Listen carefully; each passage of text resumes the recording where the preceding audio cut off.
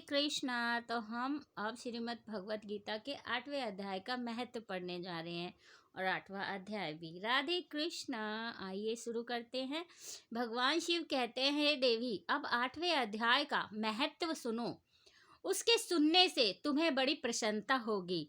लक्ष्मी जी के पूछने पर भगवान विष्णु ने उन्हें इस प्रकार अष्टम अध्याय का महत्व बतलाया था। दक्षिण में आमर्द पुर नामक एक प्रसिद्ध नगर है। वहां भाव शर्मा नामक एक ब्राह्मण रहता था, जिसने वैश्यों को पत्नी बनाकर रखा था। वह मांस खाता, मदिरा पीता, श्रेष्ठ पुरुषों का धन चुराता, प्राय स्त्रियों से व्यभिचार करता और शिकार खेलने में दिलचस्पी रखता था।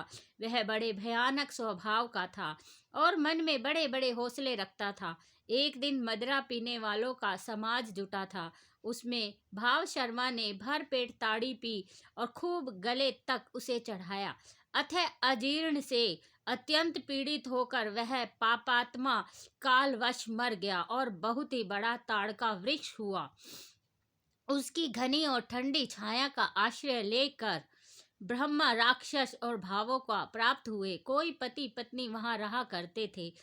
उनके पूर्व जन्म की घटना इस प्रकार है। एक कुशी बल नामक ब्राह्मण था, जो वेद वेदाओं के तत्व का ज्ञाता था, शास्त्रों के अर्थ का विशेषज्ञ और सदाचारी था। उसकी स्त्री का नाम कुंती था।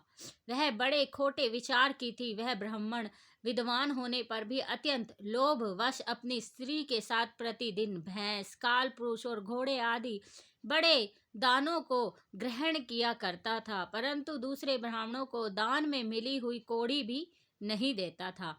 वे ही दोनों पति पत्नी कालवश मृत्यु को प्राप्त होकर ब्रह्म राक्षस हुए। वे भूखे और प्यासे पीड़ित हो इस पृथ्वी पर घूमते हुए उसी ताड़ वृक्ष के पास आए और उसके मूल भाग में विश्राम करने लगे। इसके बाद पत्नी ने पति से पूछा, नाथ, हम लोगों का यह महान दुख कैसे दूर होगा तथा इस ब्रह्म राक्षस योनि से किस प्रकार हम दोनों की मुक्ति होगी? तब उस ब्राह्मण ने कहा, ब्रह्म विद्या के उपदेश, अध्यात्म तत्व के विचार और कर्म विधि के ज्ञान बिना किसी प्रकार संकट से छुटकारा मिल नहीं सकता। यह सुनकर पत्नी ने पूछा कि तदंतर ब्रह्मा किम ध्यात्मम किम कर्म पुरुषोत्तम। पुरुषोत्तम वह ब्रह्मा क्या है? वह ब्रह्मा क्या है, अध्यात्म क्या है और कर्म कौन सा है? उसकी पत्नी के इतना कहते ही जो आश्चर्य की घटना घटित हुई उसको सुनो। उपयुक्त वाक्य गीता के 8वें अध्याय का श्लोक था। उसके स्मरण से वह वृक्ष उस समय ताड़ के रूप को त्याग कर भाव शर्मा नामक ब्राह्मण हो गया। तत्काल ज्ञान होने से विशुद्ध चित्त होकर वह पाप के चोले से मुक्त हो गया तथा उसे आधे श्लोक के ही महत्व से वह पति पत्नी भी मुक्त हो गए। उनके मुख से देवात ही 8वें अध्याय का आधा श्लोक निकल पड़ा था। तदंतर आकाश से एक दिव्य विमान आया और वे दोनों पति पत्नी उस विमान पर आरूढ़ होकर स्वर्गलोक को चले गए। वहां का वह सारा वृत्तांत अत्यंत आश्चर्यजनक था। उसके बाद उस बुद्धिमान ब्राह्मण भाव शर्मा ने आदरपूर्वक उस आधे श्लोक को लिखा और देव जनार्दन की आराधना करने की इच्छा से वह मुक्तिदायिनी काशीपुरी में चला गया। वहां उस उदार बुद्धि वाले ब्राह्मण ने भारी तपस्या आरंभ की। उसी समय क्षीर सागर की कन्या भागवती लक्ष्मी ने हाथ जोड़कर देवताओं के भी देवता जगतपति जनार्दन से पूछा, नाथ, आप सहसा नींद त्याग कर खड़े हो गए, क्यों हो गए? श्री भगवान बोले, देवी, काशीपुर में भागीरथी के तट पर बुद्धिमान ब्राह्मण भाव शर्मा मेरे भक्ति रस में परिपूर्ण होकर अत्यंत कठोर तपस्या कर रहा है। वह अपनी इंद्रियों को वश में करके गीता के 8वें अध्याय के आधे श्लोक का जप करता है। मैं उसकी तपस्या से बहुत संतुष्ट हूँ। बहुत देर से उसकी तपस्या के अनुरूप फल का विचार कर रहा था। प्रिय, इस समय वह फल देने को मैं उत्सुक हूँ। पार्वती जी ने पूछा, भगवान श्री हरि सदा प्रसन्न होने पर भी जिसके लिए चिंतित हो उठे थे, उसे भगवत गीता के भाव शर्मा ने कौन सा फल प्राप्त किया था? श्री महादेव जी बोले, देवी द्विज श्रेष्ठ भाव शर्मा प्रसन्न हुए और भगवान विष्णु के प्रसाद को पाकर अत्यंत सुख मोक्ष को प्राप्त हुआ, तथा उसके अन्य वंशज भी जो नरक यातना में पड़े थे उसकी शुद्ध कर्म से भगवदा माँ को प्राप्त हुए। पार्वती, यह 8वें अध्याय का महत्व थोड़े में ही तुम्हें बताया है, इस पर सदा विचार करते रहना चाहिए। ओम श्री परमात्माए नमः। अब 8वां अध्याय। इस प्रकार भगवान के वचनों को न समझकर अर्जुन बोले, हे पुरुषोत्तम, जिसका आपने वर्णन किया है वह ब्रह्म क्या है? ब्रह्मा क्या है? अध्यात्म क्या है? कर्म क्या है? और अधिभूत नाम से क्या कहा गया है? अधिदेव नाम से क्या कहा जाता है? हे मधुसूदन, यहाँ अधियज्ञ कौन है और वह इस शरीर में कैसे है? और युक्त चित्त वाले पुरुषों द्वारा अंत समय में आप किस प्रकार जानने में आते हो? इस प्रकार अर्जुन के प्रश्न करने पर श्री कृष्ण भगवान जी बोले, हे अर्जुन, परम अक्षर अर्थात जिसका कभी नाश नहीं हो, ऐसा सच्चिदानंद घन परमात्मा तो ब्रह्मा है, और अपना स्वरूप अर्थात जीवात्मा अध्यात्म नाम से कहा जाता है, तथा भूतों के भावों को उत्पन्न करने वाला शास्त्र विहित यज्ञ, दान और होम आदि के निमित्त जो द्रव्योदिकों का त्याग है वह कर्म नाम से कहा गया है। उत्पत्ति विनाश धर्म वाले सब पदार्थ अधिभूत हैं और हिरण्यमय पुरुष अधिदेव है।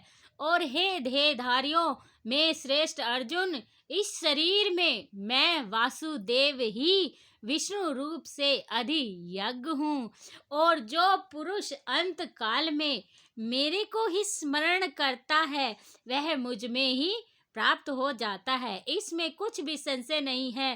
कारण है कि कुंती पुत्र अर्जुन, यह मनुष्य अंत काल में जिस जिस भी भाव को याद स्मरण करता हुआ शरीर को त्यागता है उसको ही वो प्राप्त होता है, परंतु सदा उस ही भाव को चिंतन करता हुआ, क्योंकि सदा जिस भाव का चिंतन करता है अंत काल में प्राय उसी का स्मरण होता है। इसलिए हे अर्जुन, तू समय में निरंतर मेरा ही स्मरण कर और युद्ध भी कर। इस प्रकार मेरे में अर्पण किए हुए मन बुद्धि से युक्त हुआ निस्संदेह मेरे को ही प्राप्त होगा। हे पार्थ, यह नियम है कि परमेश्वर के ध्यान के अभ्यास स्वरूप ही योग से युक्त बुद्धि से युक्त निसंदेह मेरे को ही प्राप्त होगा। हे पार्थ, यह नियम है कि परमेश्वर का ध्यान के अभ्यास स्वरूप योग से युक्त अन्य तरफ न जाने वाले चित्त से निरंतर चिंतन करता हुआ पुरुष परम प्रकाश रूप दिव्य पुरुष को अर्थात परमेश्वर को ही प्राप्त होता है।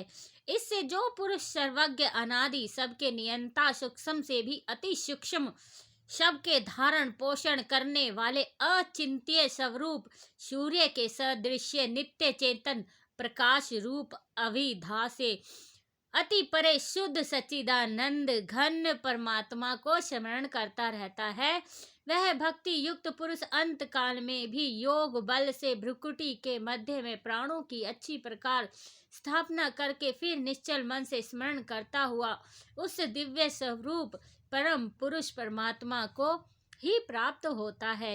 हे अर्जुन, वेद के जानने वाले विद्वान जिस सच्चिदानंद घन स्वरूप परम पद को ओमकार नाम से कहते हैं, और आसक्ति रहित यत्नशील महात्मा जन जिसमें प्रवेश करते हैं तथा जिसे परम पद को चाहने वाले ब्रह्मचार्य का आचरण करते हैं, उस परम पद को तेरे लिए संक्षेप में कहूँगा। हे अर्जुन, सब इंद्रियों के द्वारों को रोक कर अर्थात इंद्रियों को विषयों से हटाकर और मन को हृदय में स्थिर करके अपने प्राण को मस्तक में स्थापना करके योग धारण में स्थित हुआ हूँ।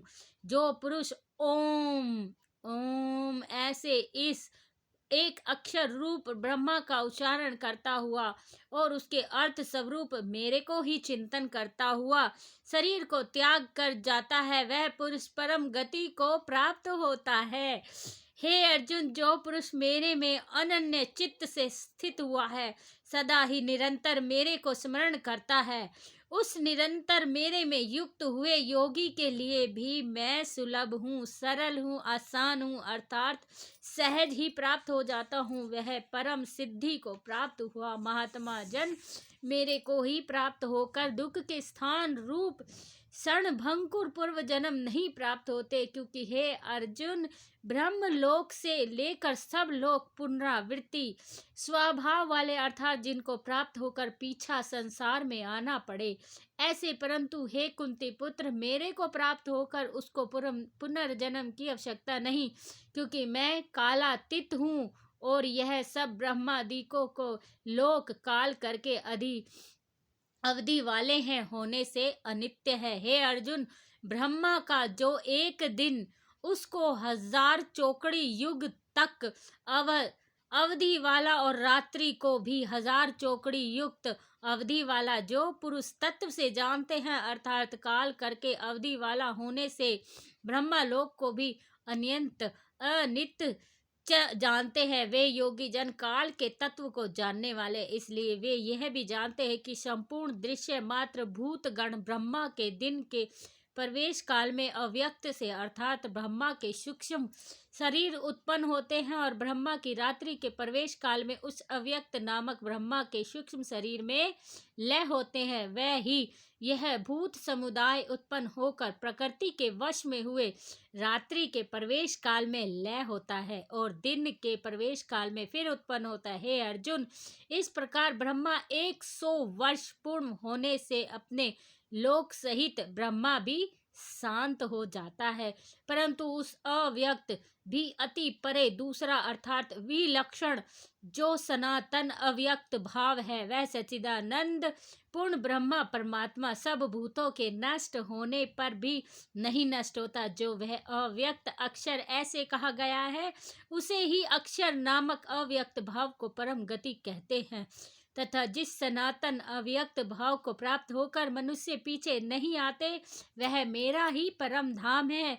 हे पार्थ, जिस परमात्मा के अंतर्गत सर्वभूत और जिस सच्चिदानंद परमात्मा यह सब जगत परिपूर्ण है, वह सनातन अव्यक्त परम पुरुष अनन्य भक्ति से प्राप्त होने योग्य है।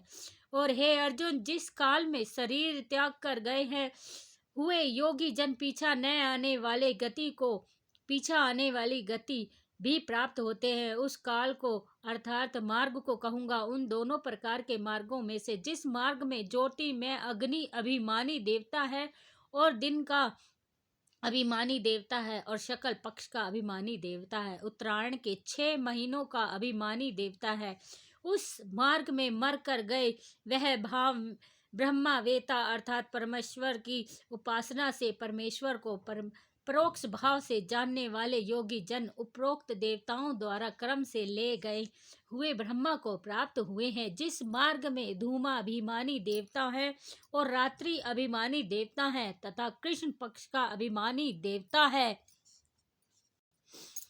धूमानी देवता है और रात्रि अभिमानी देवता है तथा कृष्ण पक्ष का अभिमानी देवता है और दक्षिणायक 6 महीनों का अभिमानी देवता है, उस मार्ग में मर कर गया वह सकाम कर्म योगी उपरोक्त देवताओं द्वारा कर्म से ले गया हुआ चंद्रमा की ज्योति को प्राप्त होकर स्वर्ग में अपने शुभ कर्मों का फल भोग कर पीछे आता है। क्योंकि जगत के यह 2 प्रकार के शुक्ल और कृष्ण अर्थात देवयान और पितृयान मार्ग सनातन माने गए हैं। इनमें एक द्वारा गया हुआ पीछा न आने वाली परम गति को प्राप्त होता है और दूसरे द्वारा गया हुआ पीछा आता है, अर्थात जन्म मृत्यु को प्राप्त होता है। हे पार्थ, इन दिनों मार्ग को तत्व से जानता हुआ कोई भी योगी मोहित नहीं होता है, अर्थात फिर वह निष्काम भाव से ही साधना करता है, कामनाओं में नहीं फंसता। इस कारण हे अर्जुन, तू सब काल में स्मत बुद्धि रूप योग से युक्त हो, अर्थात निरंतर मेरी प्राप्ति के लिए साधना करने वाला हो, क्योंकि योगी पुरुष इस रहस्य को तत्व से जानकर वेदों के पढ़ने में तथा यज्ञ तप दान आदि को जानने में करने में जो पुण्य कहा फल कहा है उस सब को निस्संदेह उल्लंघन कर जाता है और सनातन परम पद को प्राप्त होता है। इति श्रीमद् भगवत रूपा उपनिषद एवं ब्रह्म विधा तथा योग शास्त्रीय विषय श्री कृष्ण अर्जुन संवाद में है अक्षर ब्रह्म योग नामक 8वां अध्याय समाप्ति। तो इसमें श्री हरि कृष्ण ने अपने आप को चिंतन करने का रहस्य बताया है। जो एक शब्द का नाम लिया है ओमकार, उसका चिंतन करके यहाँ भ्रिकुटी में अपना ध्यान लगा के प्रतिदिन सिर्फ और सिर्फ अपने श्री हरि का नाम लीजिए और उसके दर्शन कीजिए। हमेशा हमेशा अंतिम समय में भी वो स्वयं ही आपके पास प्रकट हो जाएंगे, क्योंकि जिसका अंतिम समय में हमारे को चिंतन होगा वो सबसे पहले होगा। जितना अधिक चिंतन किया होगा वो हमारे सामने स्वयं आ जाएगा। और परमात्मा ही सबसे श्रेष्ठ है चिंतन करने के लिए, उसके अलावा कुछ भी नहीं।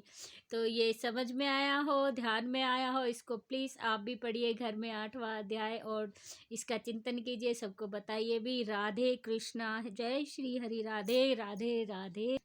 ये देखो मेरे कानू, देखो कितना हंस रहा है। 8वां अध्याय दिला के मैंने कहा थोड़ा सा ये भी ऐड कर दो। देखो ऐसे कह लूँ, ऐसे दबा दूँ कानू, देखो कितना मुस्कुरा रहा है। 8वां अध्याय पढ़ा के सबको है, कह रहे ज्ञान ले लो, मैं तो दे रहा हूँ फ्री में। हाँ ले लो, है कानू, छवि को काने ले लो भैया, राधे राधे कर देते छवि को।